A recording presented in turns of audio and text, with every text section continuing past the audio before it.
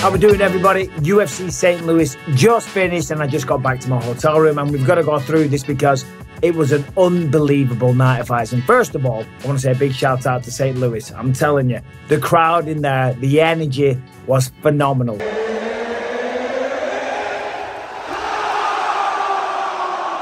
It was like a pay-per-view. The energy tonight was absolutely ridiculous, so well done to everyone that showed up and showed out, as they say. I've heard that expression from a lot of people this week, and that definitely happened. Derrick Lewis was top of the bill, the knockout king, the knockout artist.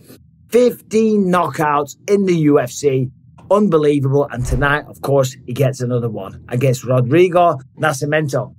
This week, Derrick Lewis said he was going to show everybody something special. It's going to be a completely style coming into this fight. I want to do something special. And he did that, right? Because we know Derrick's a bit of a brawler, a bit of a slugger. He's got the knockout power. But tonight he's going for hip throws. He's trying to get takedowns. He's working the clinch. He's defending takedowns. He's getting back to his feet. He wanted to show that he was a well-rounded mixed martial artist. And whilst, listen, he hasn't exactly got the skill of an Islam Makhachev, there was definitely significant improvements. He said that he feels like he's in his prime.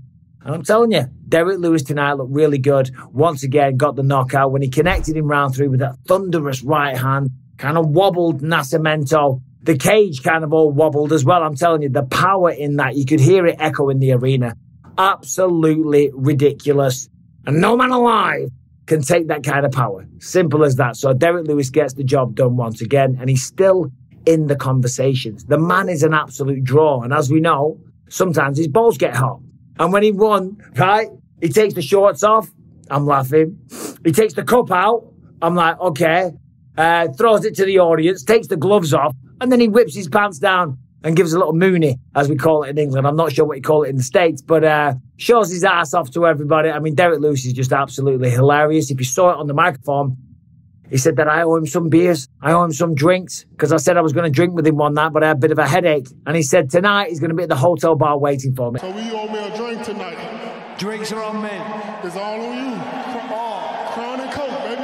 And I guarantee Derrick Lewis can put the drinks away, so it's going to cost me an absolute bloody fortune, but it will be my pleasure. And listen, if I got to have a few drinks with Derrick Lewis, I got to have a few drinks with Derrick Lewis. I mean, the man just won, right? The man's the main event. He's the main man.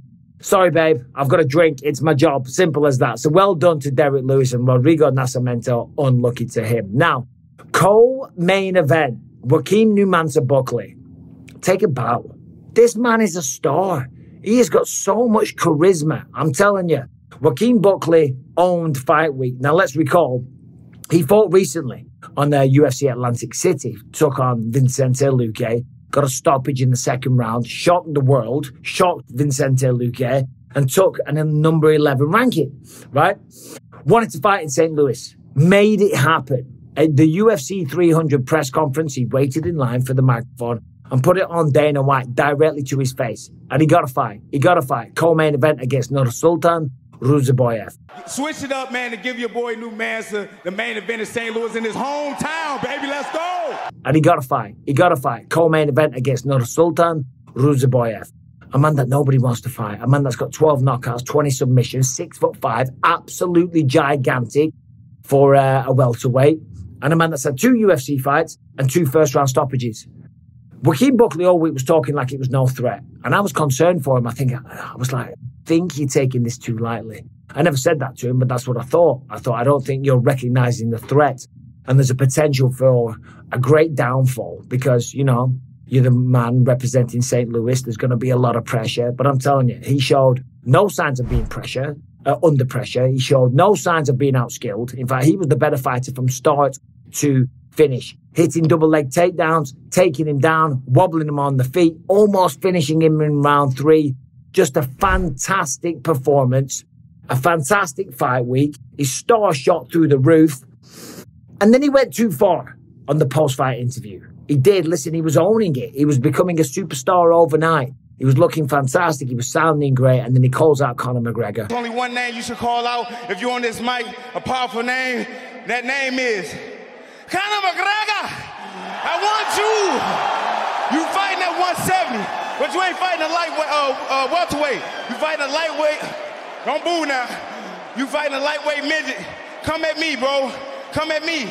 You said you built your weight up, but you bullying Sean O'Malley and Ryan Garcia.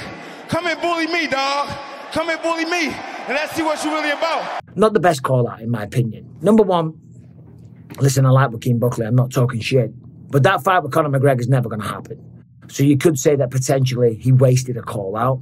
And then on top of that, he went too far. I mean, listen, I get it. He's trying to be insulting. He's trying to give McGregor a reason to have the fight, to want to fight him. Okay? He was calling, I think it was his mom and his grandma a hoe, basically. And you come from a long, long line to make hoe. Your daddy was a hoe. No. Your granddaddy was a hoe. No. Your great-great-grandpappy was a hoe. And I was like listening, and I'm like, I like a bit of shit talk and all the rest of it. And then when he went that far, I'm like, oh shit, this is bad. And I was waiting for the right opportunity to like kill the interview, but you can't just halfway walk through it. So I think he was just in the moment with the adrenaline, with the big win, with his home crowd, you know, probably thought it was being funny, but, you know, I don't think anyone particularly enjoyed that one. But still, let's focus on the positives. A great win over a tough opponent, Nursulton Ruziboev. No walk in the park for anybody. Joaquin Buckley, well-rounded now, great wrestling. The man has got massive amounts of charisma, ridiculous knockout power, very athletic, and he's got a very bright future. Should have called out somebody realistic, though. Right, another man that's got a bright future. Before that, Carlos Ulberg, fighting out of New Zealand, City Kickboxing, teammate of Israel Adesanya, right? He took out Alonzo Menifield in about 12 seconds. It was f***ing ridiculous. Menifield ran at him straight away, made a big mistake, some beautiful pivots, nice little angles, massive left hook, sits him down, knocked him out momentarily. Menifield came back around. He was unhappy, he was pissed off at the stoppage, but it was the first stoppage. He definitely went unconscious for a second. Ulberg now, and I think on a 6 or a 5 fight win streak, majority of them stoppages. He looked great on the contender, lost his first fight in the UFC, kind of got finished if I'm not mistaken, and then since then he's looked phenomenal. I'm telling you, Carlos Ulberg has all the makings of a future champion. You think I'm talking out my ass? Well, let's just see what the future holds. Now, one of the most inspiring fights you're ever going to see now. Carlos Diego Ferreira going up against Mateusz Rebecki, right? His name says Rebecki, but it's pronounced Rebecki, right? Rebecki is 19-1. He's on a 16-fight win streak. He's from Poland. He looks like, he sounds like, and he fights like Mateusz Gamrot. He's even got the same first name, right? But he's more dangerous. The man swings like a maniac. He's got vicious leg kicks, great takedowns, ridiculously high-level jiu-jitsu, and he goes for the kill. The man is ridiculously aggressive. Nobody wanted to fight that guy. Carlos Diego Ferreira, at 39 years old, took him on. And not only took him on, beat him down. Beat him to a pulp, right? And now it was after a really, really tough opening round. Diego Ferreira showed that he has got a chin. And let's remember, this man is 39 years old. So he's no spring chicken, right? But to still be putting in that kind of performance, to rally after taking such a beating like he almost did in the first round, to then come back and completely turn the tables, taking advantage of Rebecki getting tired, and then just the technical boxing, the ground and pound, the positioning, the scrambling, everything, just an unbelievable performance and just inspiring to show what you're capable of if you really push yourself and you apply yourself, because I don't think anybody gave Diego Ferreira a chance of winning that fight. I think most people thought he was going to lose. Well, he proved everybody wrong, and he proved there's still life in the old dog yet. And I tell you what, I went in there to do the interview, and I was looking at Mateusz Rebecki, and his face was a mess. I couldn't tell when I was commentating from the sidelines because the referee brought the doctor in to check the swelling. The swelling was ridiculous. His lip was hanging off him, and he really did look like a broken man. And that right there reminded me, this is a vicious game that we play. So you got to respect every man and woman that has the courage to step inside the octagon, because I stood there on one side, you've got Diego Ferreira celebrating, rejoicing, just unbelievable what he achieved. And on the other side, Mateusz Rebecki just mortified, devastated, in absolute agony, his face swollen up like crazy, and he's got a long flight home back to Poland. Before that, Sean Woodson, Alex Caceres. Woodson got the victory, got a 30-27 according to one judge. I thought it was closer than that. Sean Woodson has got so much potential, so tall for the division, so long, technical boxing. I'd just like to see him be a bit more aggressive. I'd like to see him go for the finish. He said he wanted to make a statement here in St. Louis. He didn't really do that tonight. He showed that he's got the skill to be one of the best, you know. but there's just a little something missing, a little bit more regression, putting together more numbers perhaps. He started off really good. I think perhaps he got tired, but he definitely slowed down. But he had a good win over a very good opponent in Alex Caceres, so well done to him. And then opening up the main card, we've got a few more fights to go through. Robelis Desban out of Cuba, the Taekwondo Olympic medalist, a man that has beaten everyone very quick. His UFC debut, I think, was 9 seconds or something stupid like that. In fact, I'll tell you right now, his UFC debut was 18 seconds. His fight before that was 4 seconds, then 3 seconds, 12 seconds, and his first fight was 4 minutes and 54 seconds long, right? So he's a knockout artist of the highest degree. A Taekwondo guy, of course.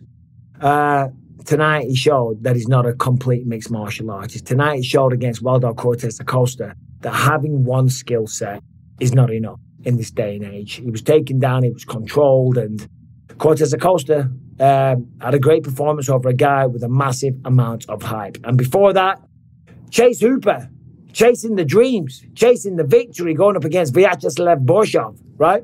Vyacheslav Borshov has had 200 kickboxing fights. He's technical, he's crisp, he's absolutely fantastic on the feet, and he's vicious. Chase Hooper's a grappler. Chase Hooper's not this striker, but he went out there, he dropped him early in round 1, and then just put a savage beatdown on him from start to finish. The referee should have stopped that fight on multiple occasions, but Vyacheslav Borshov, no doubt, is happy that the referee didn't, so well done to Borshov for showing incredible heart, right? A lot of people could have given up. There could have been ways to make it even look like he wasn't giving up, but he didn't. He saw the final bell. I think he saw the final bell. Did he see the final bell? Hold on. No, it was he got submitted. Round 2, 3 minutes into it. What am I saying? But regardless, he could have stopped before that because it was a savage beatdown that he took. Who else was standing out on the card? Tabitha Ricci. She got the job done against Tisha Pennington. Trey Waters defeated Billy Goff. Charles Johnson defeated Jake Hadley by decision. And Veronica Hardy started off the night with a decision victory over J.J. Aldrich. Now, early in the night, we did a little homage to Art Jimerson. Art Jimerson is a true pioneer in mixed martial arts. He was the guy at UFC 1. He was a boxer that fought with one glove on. His first fight was against Royce Gracie, the legendary Royce Gracie. And of course, he went on to win the entire tournament and become a legend. And that is kind of what started this craze of the UFC. So if it wasn't for people like Art Jimerson and Royce Gracie and all the rest of it, I wouldn't be sitting here talking to you. And you wouldn't know what fucking mixed martial arts is. So sincere condolences to him, all of his family, pardon me, and rest in peace. Of course, he had the one glove on, and it just goes to show how far this sport has come. That UFC 1, there's a boxer with one glove on, so he can grab with one hand, crack with the other, but not break his wrist. Anyway, it's late here in St. Louis. It's been a phenomenal night of fights. The crowd were fantastic, but I'm sitting in my hotel room doing a quick video for you when I should be at the bar having a drink with Derrick Lewis. So anyway, if you haven't subscribed and rung the bell, what the hell are you waiting for? Do that right now. And I'm going to go down and see what the Black Beast wants to drink. Thanks for watching. You guys take care.